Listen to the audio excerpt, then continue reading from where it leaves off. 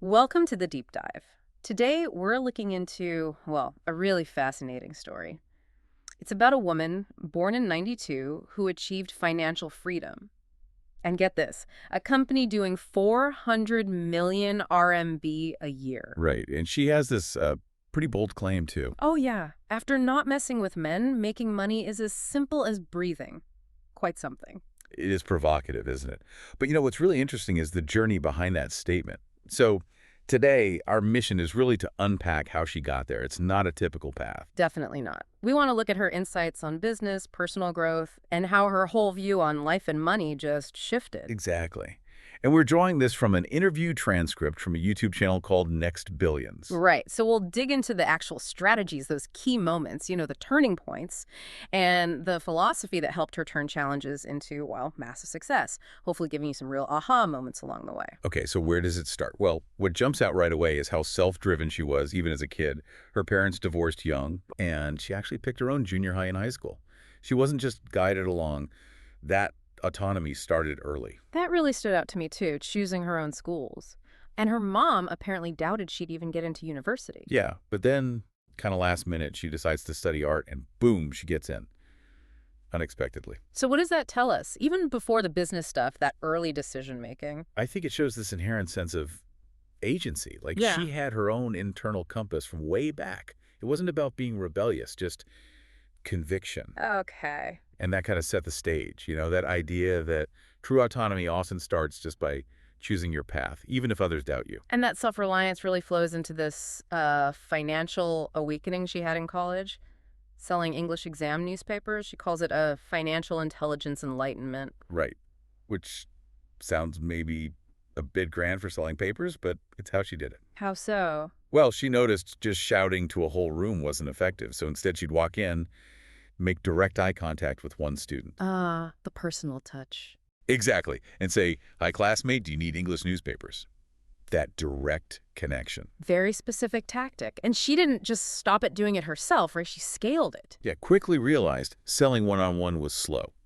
So she developed this, well, basically a downline, partnered with other students, built a sales team. Smart. And the results. Immediate. Apparently earned 30,000 RMB in just 7 days. She even talks about being excited counting the cash at night. Wow. So what was the big lesson there, do you think, beyond just the money? Well, yeah, the money was exciting, but it was more the validation. Like seeing her idea work and seeing the power of leverage, of working with others, not just alone. So that first taste. That initial buzz, yeah. It kind of shows how immediate feedback can really fuel that entrepreneurial fire.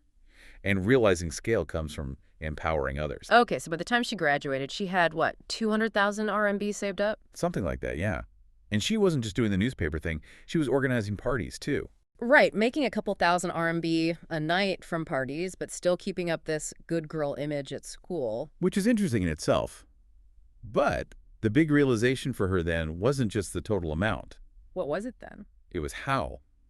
Relatively easily she was making it, compared to the standard career path she saw her peers heading towards. Oh, okay. She connected the dots, solved problems for people, create value, and the income follows directly.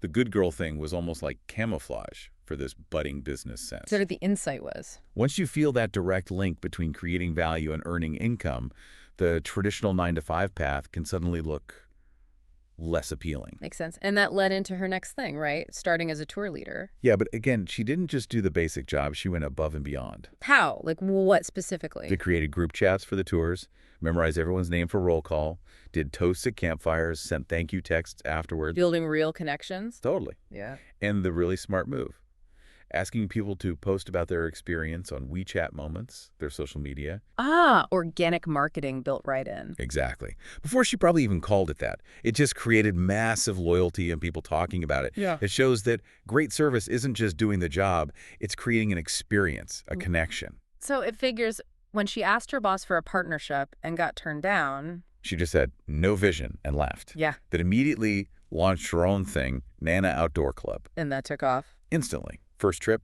4 full buses, pulled in 70,000 RMB right away. Wow. Okay, so instant success again.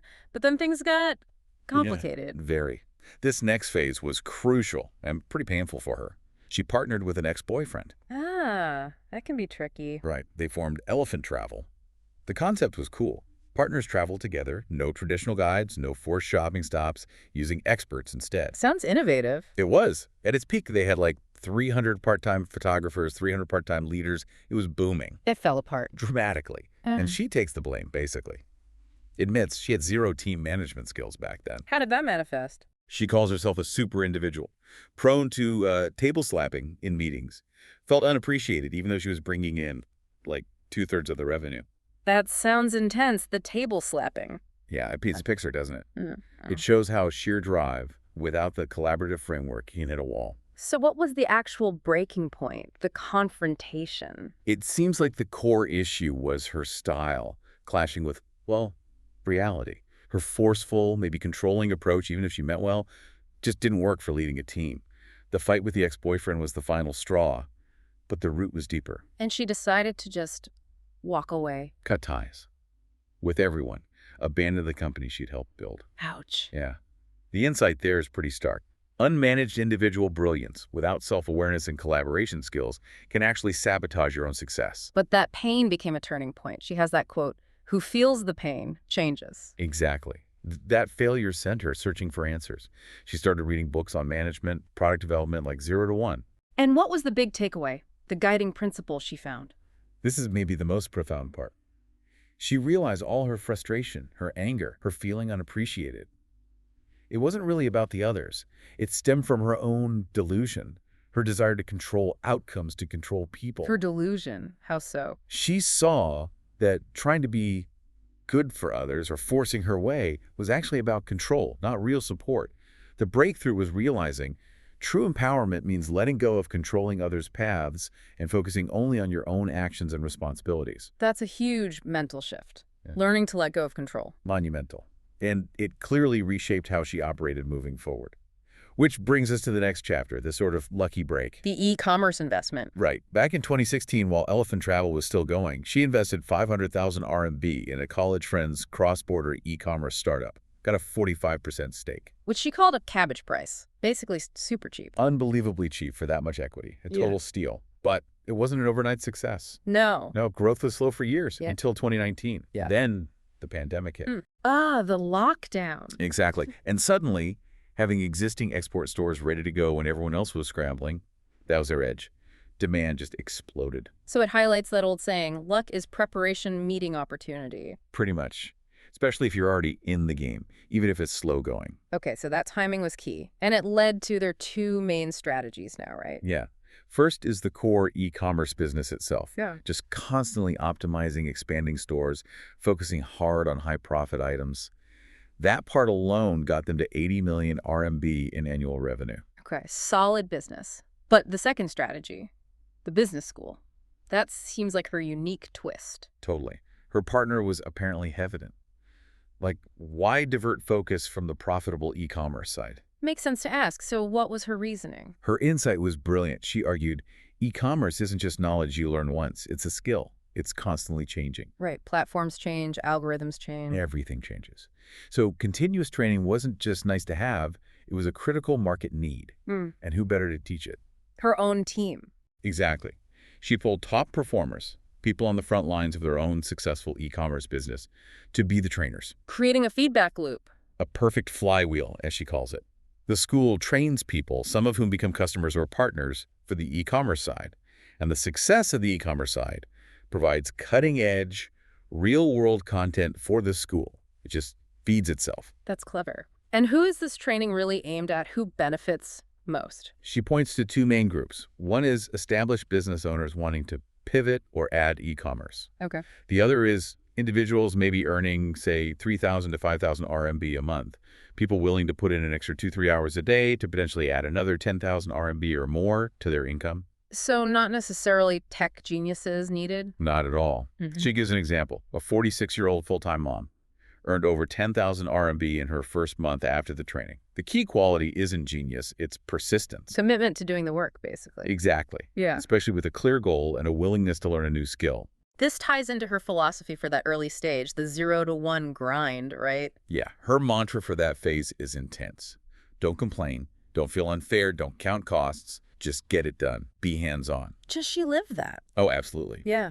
She emphasizes that her current, more relaxed lifestyle is built on years of insane effort, like 3 years working until 2 a.m. every day. Wow. Personally writing over 1,000 pages of marketing copy, crafting all the company's initial communications herself. That's incredible dedication. What kind of mindset drives that? It's got to be more than just discipline, right? Almost an obsession with building the foundation correctly. You see it again with her social media journey. Undoing the Chinese TikTok? Yeah. She said she struggled for a month making terrible videos, just grinding it out. Then one video suddenly popped, got 60,000 followers. And she didn't see it as luck. Nope. She felt it was earned. A direct result of all that prior, consistent, often frustrating effort. It really underscores that idea that overnight success is usually built on years of unseen work. The 0 to 1 effort is the invisible part of the iceberg. Well put. And once she found what worked for her personally, like live streaming, where she averaged 8,000 concurrent viewers. Which is huge. Right. She didn't just keep doing it herself. She systematized it, created standard operating procedures, SOPs. Making it replicable. Exactly. Then she duplicated her personal IP, her style, her brand, to create 7 or 8 other major commercial IPs for the company, basically cloning her success. And that generates leads. Tens of thousands, like 20,000 to 30,000 leads a month across these different IPs. Okay, so that's the execution side, but what about the strategic vision? She talks about looking up at the sky. Yeah, the foresight piece. Yeah. A key example was her jumping onto Temu, Pinduoduo's overseas platform, right when it launched in September 2022. When others were skeptical. Widely skeptical, but she had this core insight. Which was? Any platform's rise is when merchants make money because they need to attract businesses. Simple, but profound. Meaning, the platform needs early adopters to succeed, so it incentivizes them. Exactly. She knew Temu, backed by Pinduoduo, would flood early merchants with traffic and support to get things rolling. It wasn't a guess, it was applying a principle. Get in early on promising platforms because the platform needs you to win initially. And did it pay off? Massively. They hit 20,000 orders on Temu in just 3 months. Wow. Compared to 3 years to hit that same volume on a previous platform they were using. Okay, that clearly shows the power of foresight. So let's tie this all together. Her deeper philosophy. Wealth, family, self. She says wealth is the manifestation of your ability. Right. Money isn't the goal, it's the result. Earned by solving problems for others. The more people you serve, the more problems you solve, the more wealth follows. And money isn't static. No, it flows. And crucially, change leads to flow. If you stagnate, the flow stops. Implying adaptability isn't just good business, it's essential for wealth itself. That seems to be her view. And currently, the numbers back it up. The company's doing 400 million RMB annually with an 8% net profit. So 32 million RMB, significant. Very. Right. But this success hasn't, normalized her views on personal life. Take her father's debt situation. Right. She helps him with basic living costs. To 5,000 RMB a month, yeah? But refuses to pay off his larger debts. Why? Her reasoning is stark. That's his life, his responsibility. It goes back to that lesson about control. She's moved away from that doing it for your own good impulse. Choosing to respect his journey, even the hard parts. Exactly, rather than trying to control his outcome. That must be incredibly difficult, though, letting someone you care about face consequences. Yeah. How does she apply that elsewhere, like with investments? Well, she sees it as a deeper respect. Enabling patterns doesn't help long-term. Real learning comes from experience, even painful experience. Yeah. We gave an example. Invested 1 million RMB in a young founder born in 2002. She sees management issues in his company already. But she won't step in. Nope. Says he has to walk his own path, not miss a single step. The risk, for her, isn't losing the million. It's preventing him from learning the lessons he needs to learn himself. That's radical trust in the process, allowing others the dignity of their own mistakes. It is a very hands-off form of empowerment.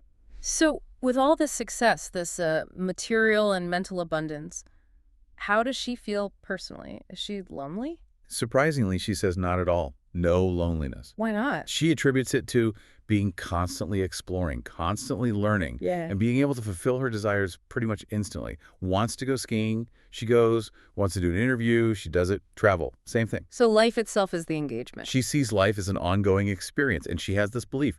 When you truly understand the world, you are a king. It's an internal state. She also describes herself as an old soul, having iterated many times. Yeah, it's an interesting self-perception. She sees challenges and successes almost as data points in a much longer journey across maybe multiple lifetimes. It gives her this detached wisdom, this seemingly effortless mastery. Because she feels like she's done it before, in a way. Perhaps the core idea seems to be that true fulfillment isn't about external wins, but about that inner state of continuous learning, experiencing existence fully. It's quite a perspective. So, recapping the key insights. That idea of pain-forcing change, the sheer discipline of the 0 to 1 phase, the importance of looking ahead strategically, and this evolved view of wealth as service and life as experience. Absolutely. Which leads us nicely to the final thought for you listening in. If her philosophy holds true that wealth comes from solving problems and life is about experience, what problems are you uniquely positioned to solve? And following that, what new experiences are you ready to embrace on your own journey? Maybe even experience life in a totally new way, like she plans to by deciding to have a child soon. Something to think about.